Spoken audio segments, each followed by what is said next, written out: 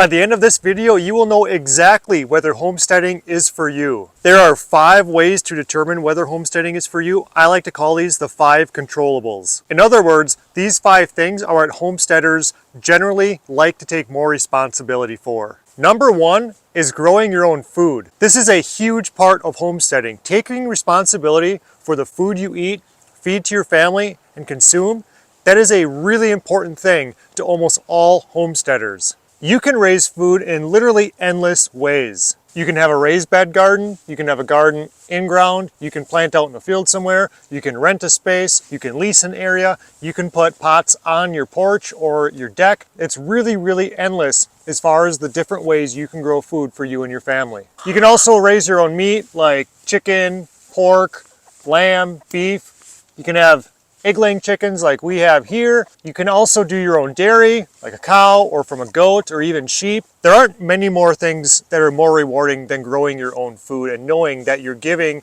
yourself and your family some of the best food you can possibly consume. If you have an acre or even a half an acre, you can raise a lot of food on a small scale system. There's a lot of people that do that. If you enjoy being outside, being creative, problem solving, and working with your hands, growing food is an excellent thing for you to do. Controllable number 2 is energy, more specifically heat and electricity. This can mean a lot of different things, but for the most part, a lot of homesteaders like the idea of being completely off-grid, but most people are not. Most people who homestead are on the grid and they have electric generators or solar panels in case of an emergency. We use grid power here on our homestead, and we also have 2 electric generators with solar panels. They're smaller solar panels and smaller generators, but those are mainly to get us through a difficult time, like a down-grid situation or a storm comes through or something like that. But when it comes to heat, this is something I'm really passionate about and I really want to encourage more homesteaders to get into. We heat our house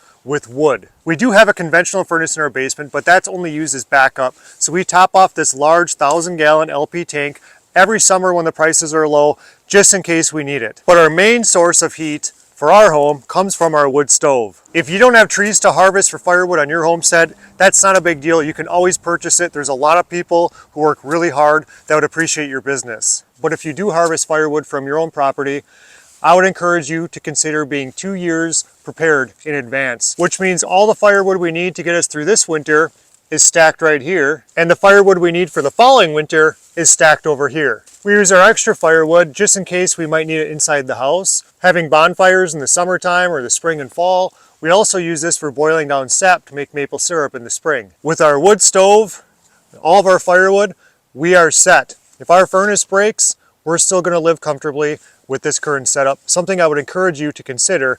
And if you want to get into homesteading, one of the first things I recommend you do is get a wood stove and get a lot of firewood. Controllable number 3 is your health. To tell you the truth, I never thought about trying to be a healthy person or healthy living until my wife and I had kids. But knowing that our children are going to be much more healthy because of this lifestyle and the food we give them and the opportunities that they have, that's a very rewarding thing for a parent. And I found that it's not just eating more healthy food, it's just cutting out all of the stuff that is unnecessary. And when you harvest deer and you purchase local grass-fed beef and have amazing eggs and raise your own pig and meat chickens and stuff and have a great garden, you realize that you don't really miss all that junk food and all that processed stuff and those dyes and preservatives and seed oils, all of the stuff I used to consume. You also find yourself, as a homesteader, surrounding yourself with more like-minded people that are going to encourage you to be healthier yourself because they're on the same journey as you are. Controllable number 4 is finances. Being frugal is kind of the name of the game, especially at first when it comes to homesteaders.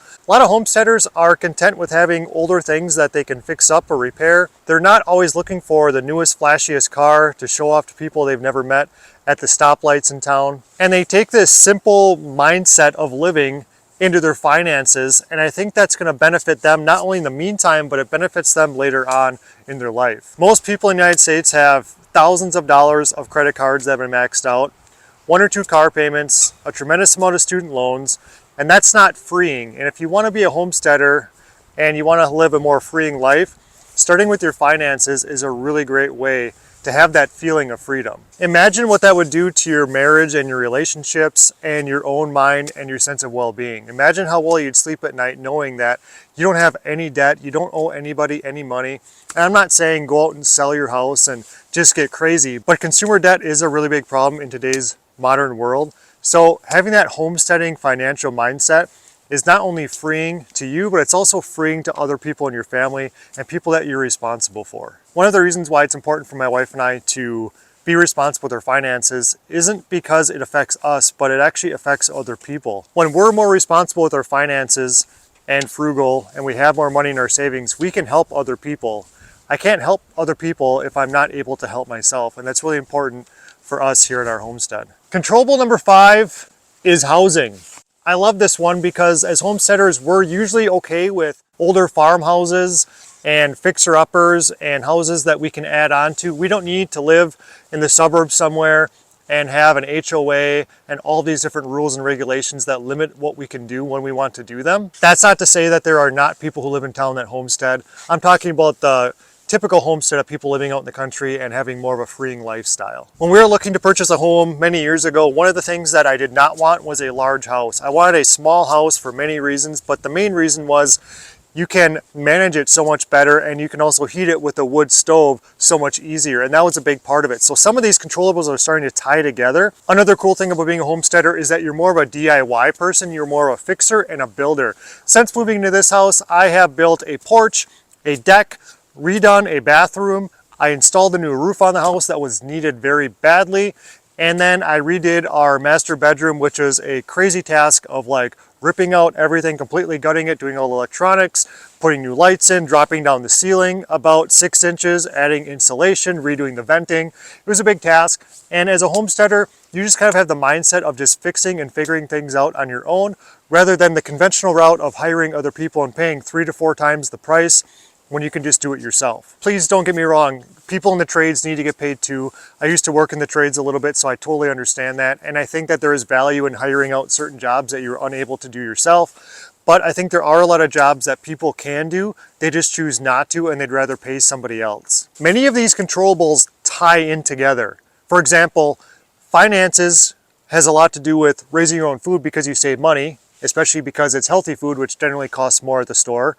Having a older kind of fixer-upper type of house affects your finances in a good way. It also has a lot to do with heating our house and using energy in our house, because having a smaller house on our homestead has really helped with our electric bill. It also has helped with our wood stove. There are some homes that wood stoves would not work in because they're just too big. You would need multiple wood stoves rather than just one. And then I believe all of these things have to do with increasing your health.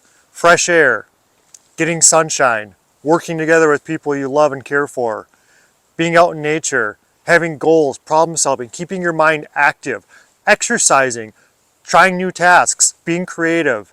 It's not just about growing healthy food to feed your body to make you healthy, which I do believe is great. I do believe that food is the best medicine for our bodies. I also believe that there is a mental health aspect that homesteaders have that is really great and really healthy, and I think a lot of people could benefit from that. If you want to take more control of the food you consume, the energy you use, electricity and heat, take control of your health, be more responsible with your finances, and develop better home ownership skills, I can assure you homesteading is for you. I hope that's been helpful for you. If not, it's given you something to think about.